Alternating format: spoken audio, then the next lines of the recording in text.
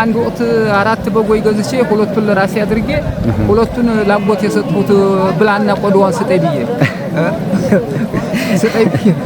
መረቀኝ እጅ ሃይጣ ብሎ መረቀኝ እኔ ነፃ ነው የሰጠሁት በቃ ቆዳዎችን መልሼ 4 ብር ሸው በኋላ ነው የሚሰራው ከዛ በኋላ ቀይ ሆነው ለምንድን ነው እሳት ጨምረ ነው ኦኬ እሳትም ይገባል ማለት ነው እሳት ተጨምሮ ነው በተረፈ እንግዲህ ገና እንገናኝ እሺ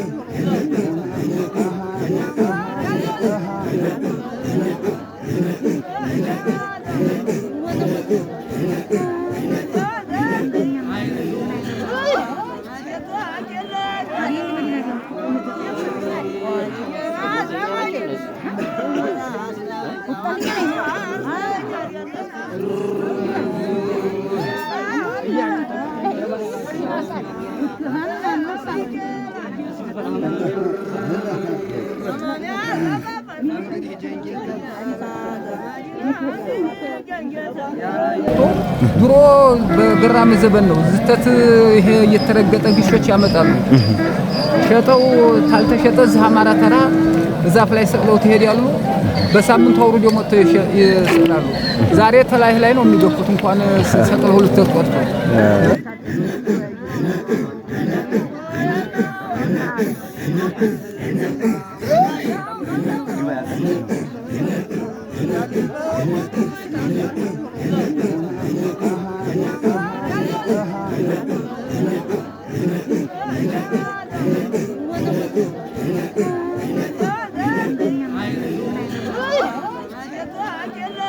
ሰላም የተወደዳችሁ የአልቡኮ ሚዲያ ተመልካቾች እንደምን አላችሁ? ዛሬ ወደ ልጅነታችሁና ወደ ሀገር ቤት ትዝታችሁ የሚወስዳችሁን ከልጅነት እስከ እውቀት ከኖርኩበት ከትውልድ መንደሬ የሚገኝን አንድን ትልቅ የገጠር ገበያ አስቃኛችኋለሁ። ቪዲዮውን ላይክ አድርጋችሁ ጀምሩ። ለቻናሉ አዲስ የሆናችሁ ሰብስክራይብ አድርጉ። ሁልጊዜም የምንለቃቸው ሀገርኛ ለዛ ያሏቸው ልዩ መሰናዶች እንዲደርሷችሁ የደውል ምልክቷን መጫናችሁን አትርሱ።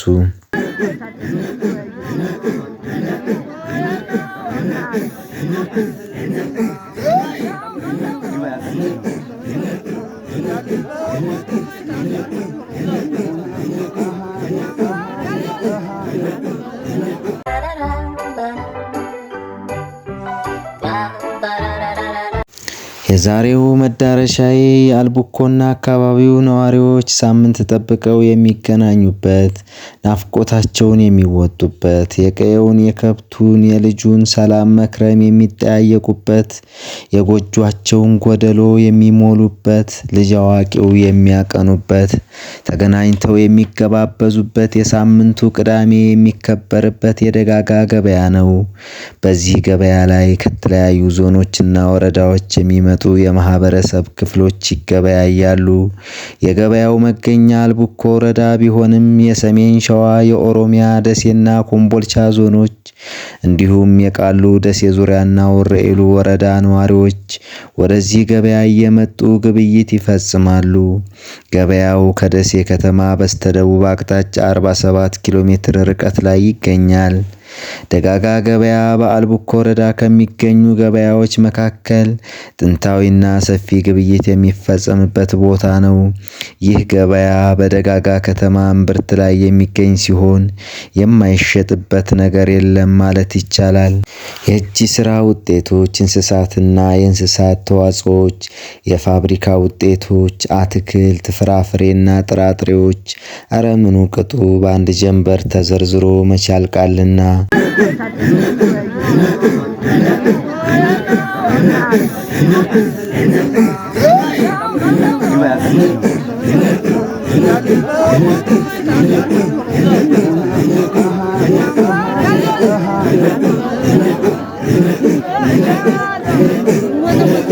በጠዋት ነው ከስፍራው የደረስነው። ገበያተኛው ከያቅጣጫው መምጣት ጀምሯል። ገበያና ገበያተኛ ሊገናኙ ደጋጋ ሽር ጉድ ላይ ትገኛለች። ከሩቅ በመኪና የመጡ ገበያተኞች ጓዛቸውን ከመኪና ላይ ሲያወርዱ ይስተዋላል። ከቅርብ ርቀት በጋማ ከብቶች ተጓጉዘው የሚመጡት ደግሞ እቃቸውን እያራገፉ የጋማ ከብቶቻቸውን ከተመደበላቸው ቦታ በማሰር ላይ ይገኛሉ። በአካባቢው ተጠቃሽ የሆኑ ሰፈሮች የበሌ፣ ቃሉ፣ ቦሎ ቀርሳ፣ አካዲ፣ ጎዴ፣ ቀረብቾ፣ በተሆ፣ ጫንጮ፣ ሂርማታ፣ ድንድን፣ ጪሳ፣ ቦሶ፣ አርጊቲ፣ ጎበሮ፣ ጀጎላ፣ ገፈርሳ፣ ተሬ፣ ወንፈጭና የሌሎችም አካባቢ ነዋሪዎች ዋነኛ ገበያቸው ይህ ነው። ደጋጋ ገበያ ግማሹ የሾጠ ልማት ወንዝን ሌላው ደግሞ የርሪት ዳገትን እያቋረጠ ነው የሚተመው። ደጋጋ ገበያ የሚውለው በዕለተ ቅዳሜ ሲሆን ሮብም ሻጭና ገዢ አይተጣጡበትም። የገጠር ገበያ ልዩ ነው። እኔም በገበያው ተማርኬ ካንዱ ተራ ወደ ሌላው መዞር ጀምሬያለሁ።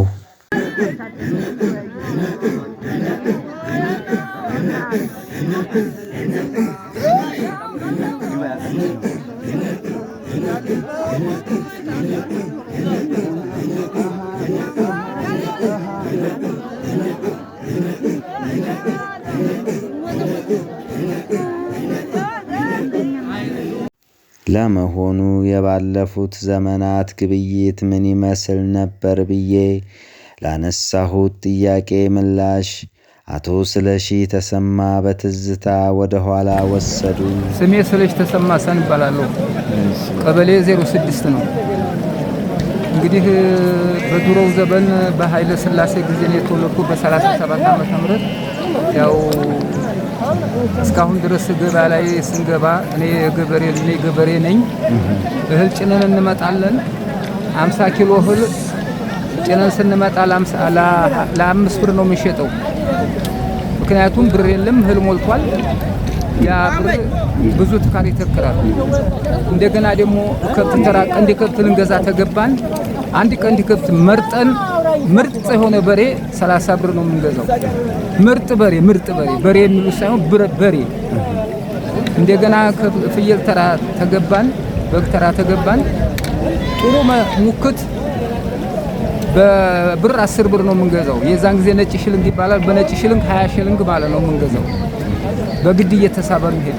እንዲሁ የተራ ምናምን በግ ደግሞ 2 ብር እንገዛለን፣ ቅቤ እንገዛለን። ላም ሞልቷል ይታለባል። አንድ ቅል ነው የሚባለው። በትልቅ ቅል ከ2 ብር በላይ አይወጣም።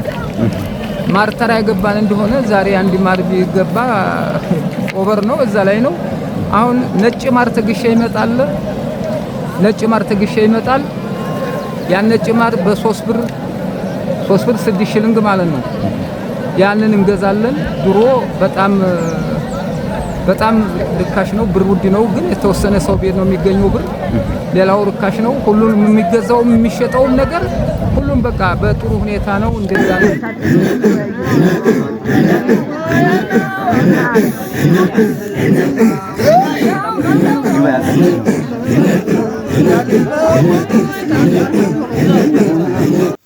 ዙረቴን ቀጥያለሁ። ወደ ማር ተራ ቀናሁ።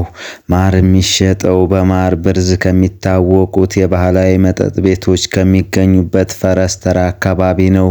ማሩን ከዚያው አካባቢ የሚገኙ አናቢዎች ከቤታቸው ቆርጠው የሚያመጡት ሲሆን ለምግብነትና ለባህላዊ መጠጥ መስሪያነት እንደሚያገለግል አረጋግጫለሁ። ማን ልበል አባት? ኦኬ። ማር እየሸጥኩ ነው እንግዲህ ያገኘው ከቤቱ ነው። ኦኬ።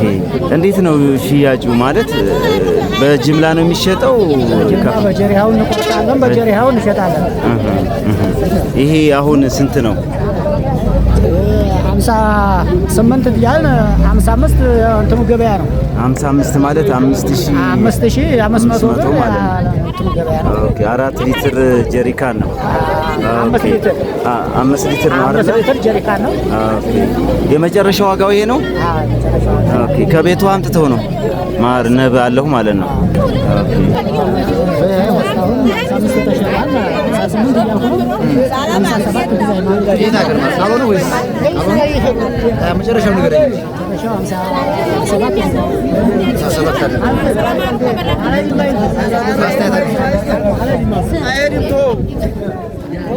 ቆንጆ መቼ የተቆረጠው? ጥሩ ወይስ የዳር? ታዋቀው ንገረኝ።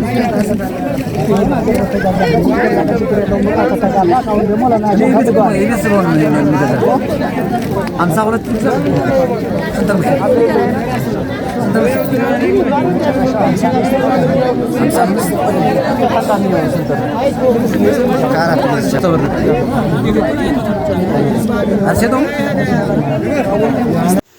አቶ ስለሺ ተሰማ ጋር እያደረግነው ያለው ውይይት ቀጥሏል።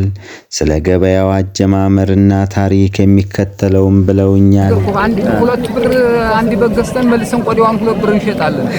ስጋዋን በነጣ በልተን የድሮ ገምንነትም የለንም። ገምና 2 ብር ይገዛል፣ መልሶ ቆዳዋን 2 ብር ይሸጣል። እየሳቅን እንበላለን። እኔም ገዝቻለሁ፣ ስበላ ኖር ያለው ብዙ እንዲያውም አንድ ወቅት 4 በጎይ ገዝቼ 2ቱን ለራሴ አድርጌ 2ቱን ላጎት የሰጡት ብላና ቆዳዋን ስጠይ ብዬ መረቀኝ። እጅ ሀይጣ ብሎ መረቀኝ። እኔ ነፃ ነው የሰጠሁት። በቃ ቆዳዎችን መልሼ 4 ብር ሸው። የሚገርም ነው። በልተው ቆዳው መለስ። ዶሮ ተራ ይገባን እንደሆነ አንድ ዶሮ ስሙኒ ነው በሸክም የማይነሳ ዛሬ የዛን ጊዜ ስሙኒ 20 ሳንቲም ነው ዶሮ በቅፍም መንገዛው። ያውም ዶሮ አንገዛ ምን በግ ያለ ዶሮ ምን ይሆነናል? በ2 ብር በግ እየገዛን ቆዳ መልሰን የሸጥ የዶሮ ቆዳ አንሸጥ። እንደዛ እያደረግን ብዙ ዘመን አሳልፈናል። እሺ ይሄ ገበያውሳ መቼ እንደተመሰረተ እንደው? ገበያው እንግዲህ ካሁን ላይ ጎሞ ነበር የሚባለው በ42 ሳይሆን አይቀርም እዚህ የተመሰረተው። በ42 ዓመተ ምህረት ሳይሆን አይቀርም። አሁንና ድሮ እንዴት ነው ልዩነታቸው? ማና ማን ነው? የአሁኑ ዘመንና የድሮ ዘመን እንደው ምንና ምን የትና የት ሰማይ ላይ ሰው ወርዶ ይድናል እንዴ? ያ ማለት ነው ልዩነቱ የዛን ያክል ነው። የዛን ያክል ነው። አንድ ዶሮ ተራ ብገባ አንድ ዶሮ 1300 ብር 1500 ብር ነው የሚለው። የዛን ጊዜ 20 ሳንቲም ነው ዶሮ። አንድ ተራ በግ አሁን እቺን እንዲህ በጭብጥ ይዛት የምትሄዳትን 5000 6000 ብር ነው የሚለው። አንድ ነጋዴዎች አሉ፣ ያው ደግሞ ባላባት የሚባሉ አሉ፣ ባለመሬቶች አሉ። እነዛ እንግዲህ ያው መንግስት ሰራተኛው በብዛት እንትን ስለሚሉ በቃ እዛ ላይ ይገኛል። ገበሬ አርሶ ነው እንጂ ብር እንትን ያገኝ።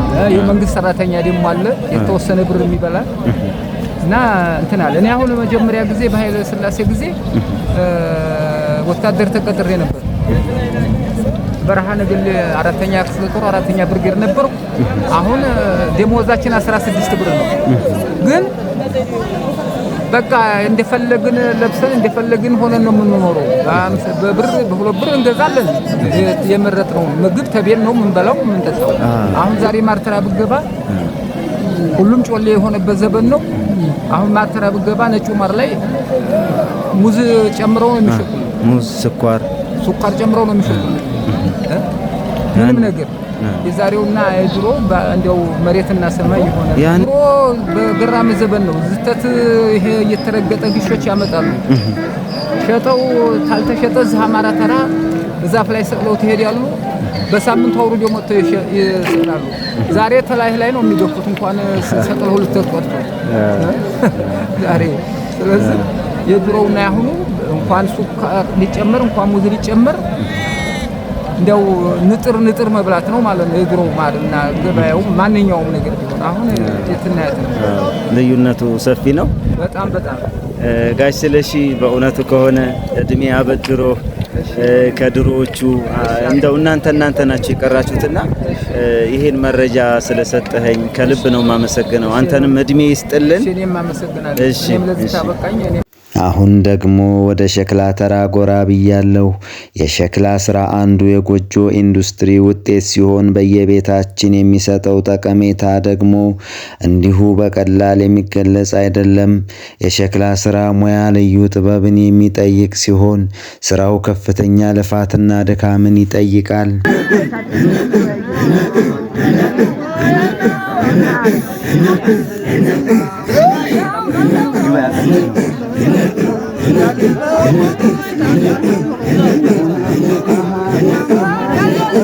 ስምሽ? አሚና መሐመድ። ኦኬ አሁን ያገኘው ሸክላ ተራ ነው። ግብይቱ ምን ይመስላል? አይዞሽ ዘና ብለሽ አውሪ። ግብይቱ ያው እንደምታየው ነው። እሺ አሁን ፊት ለፊት የሚታየኝ ድስት ይታየኛል፣ ጋቻ። እሺ እንዴት ነው? ምን ያህል ነው? ምሳሌ ጋቻ ምን ያህል ነው የሚሸጪው? ጋቻ እንግዲህ ከፍ ዝቅ አለው። አይ ኦኬ እንደ ጋቻው አይነት ድስቱም እንደ ድስቱ አይነት ያው ዛሬ ይረክሳል፣ ነገ ይወደዳል። እንዴት ነው? አሁን ዛሬ ይዘሽ የመጣሽው ትንሹ ጋቻ ምን ያህል ነው የሚሆነው? ይሄ ማለት ነው ምሳሌ ይሄ አሁን ጋቻ ወይም 30 ወይም 100 ወይም 20 ነው። ያው ገበያ እንዴት ነው ማለት ነው። ይሄሳ ትልቁ ይሄ አሁን ስንት ነው? 100 ትንሹ 30። ኦኬ ራስሽ ነሽ የምታዘጋጂው?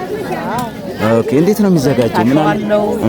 መሳሪያም የራሱ የተለያየ አለው እና ብዙ ሙያ ያለው ማለት ነው። አዎ ከአፈር ነው የሚሰራው። ዙሮ አፈር ነው የሚሰራው። እንዴት እንደሆነ እስኪ እንደው አለፍ አድርገሽ እና ይሄንን ዋልካውን እናርሳለን አስቀድመን። ዋልካውን ታራስን በኋላ አሸዋ የሚባል ተወንዙ ይሄዳል። ገል እንፈጫለን። ይሄንን ያንን ነፍተን ያው እንዴሊት ማሸት ነው። ያንን አሽተን ነው የምንሰራው። ከታሸ በኋላ ምን ይደረጋል? መስራት ነው። ይሄ በኋላ ዲዛይኑ በኋላ ነው የሚሰራው። ከዛ በኋላ ቀይ ሆነው ለምንድን ነው? እሳት ጨምረ ነው። ኦኬ እሳትም ይገባል ማለት ነው። እሳት ተጨምሮ ነው። በተረፈ እንግዲህ ገና እንገናኝ። እሺ አሁን ደግሞ ወደ ስፌት ተራ አምርቻለሁ። ጥበበኛ እናቶች ካድካሚው የቤትና የውጭ የግብርና ስራ ፋታ ሲያገኙ ከማረፍ ይልቅ የሚጠመዱበት ስራ ስፌት ነው። እነሱ እንደ ረፍት ጊዜ መዝናኛ ይቆጥሩታል። እነዚህ የገጠር እናቶች በዚህ መንገድ የሰፉትን ቁና፣ ሰፌድ፣ ሞሰብና የመሳሰሉትን ይዘው ወደ ገበያ ይመጣሉ። ስምሆን ንገሩኝ። ስምሆን እሺ ችግር የለውም እኮ ችግር የለውም። ያው ሰው መቼም የሆነ ነገር ሲጀምር ከስም ነው የሚጀምረው ብዬ ነው ከመታወቅ አይደል እንዴ? እሺ መርሃባ። እሺ እስኪ ስለ ስፌቱ አሁን ሰፌድ እና ወንፊት እየሸጥኩ ነው። ወንፊቱ እንዴት ነው? ስንት ነው? ሰዎቹ እየገዙ እያኖሩ ነው። እኔ ብቻ ናት እኮ ስንት ነው የሚሸጠው? እሷ 300